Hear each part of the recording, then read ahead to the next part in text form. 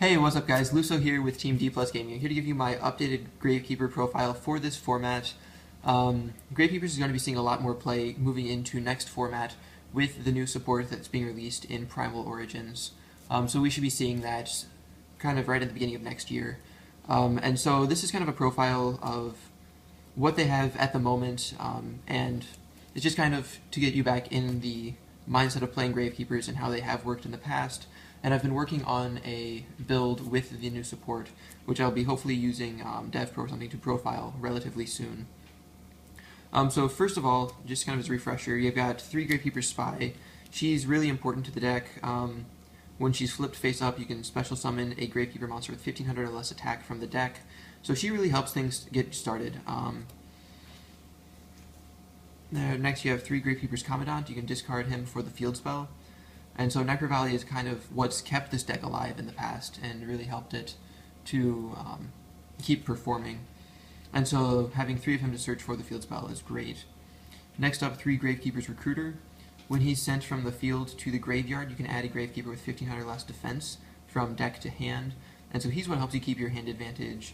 Then using him with combination with your 3 Gravekeeper's Descendant is insane.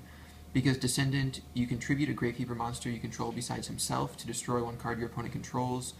So you go Descendant, tribute off Recruiter, and then you destroy one of your opponents, and then you get to search a card to hand as well.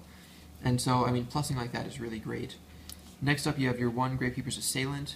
With him, you take, and with Necro Valley on the field, when he declares an attack, you can change the battle position of 1 face-up monster your opponent controls. And so it's a really unique effect. A lot of cards are unbalanced, and so you can get around them. Like your opponent takes and sets Redox, you can activate Necro Valley, summon him, attack it, change Redox to attack position, and then go over it, or, I mean, there's a lot of other ways to use that, but that's very beneficial.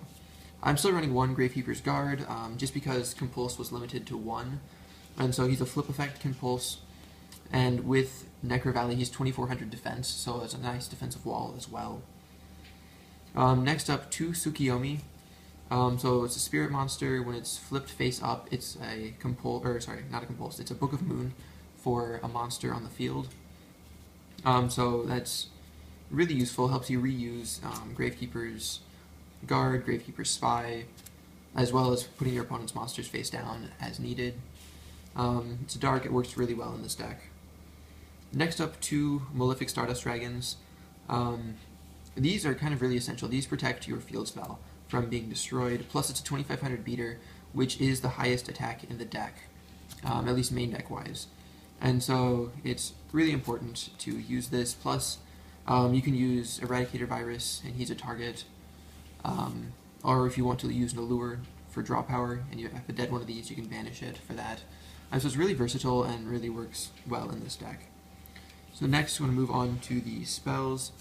3 Necro Valley. This is, like I said, the reason the deck works so well. Cards engraved cannot be banished or just removed from the graveyard by effects other than their own.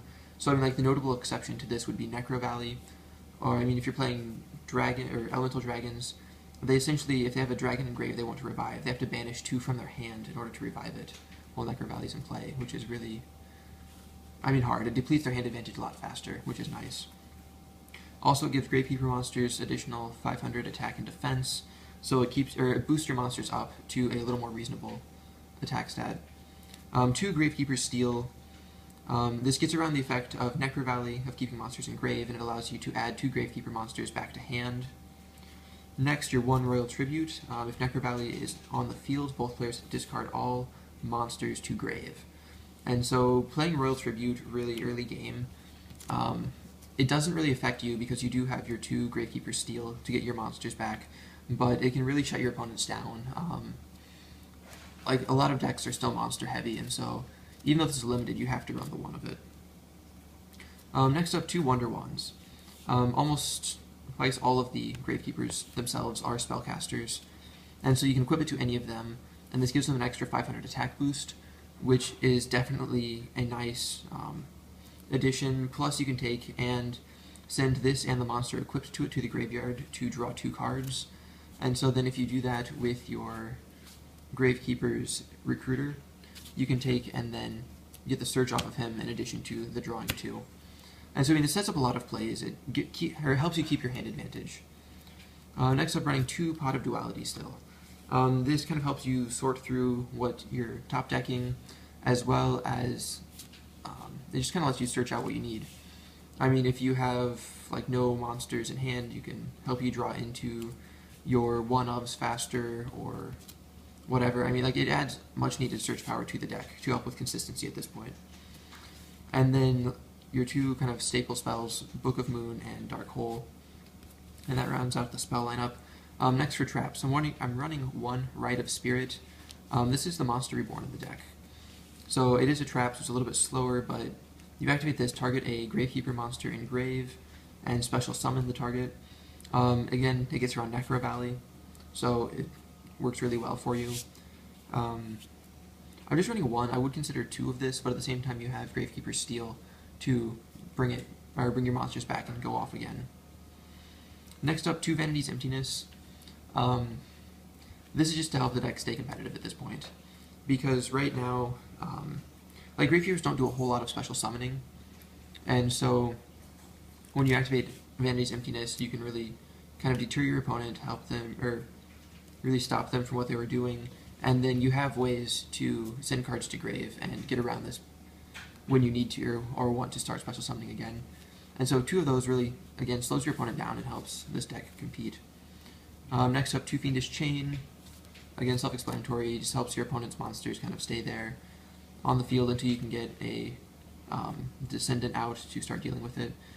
I'm running Starlight Road in this main deck. I mean, just in case you run into Torrential, Dark Hole, Mirror Force, whatever the case may be, or an Icarus, because you are running 3 Stardust Dragons in the extra deck, because it's very minimalistic, and so I mean, you might as well run a Starlight Road for the extra protection. Next, Compulsory Evacuation Device, 1 Mirror Force, 1 Bottomless, 1 Torrential. I mean, just standard staple traps. Because this is a grindy deck. The extra deck has a lot of freedom. I mean, the one thing that's kind of mandatory at this point is 3 Stardust Dragons. I mean, just like, you have those for your 2 Malefic Stardust because you need them to banish.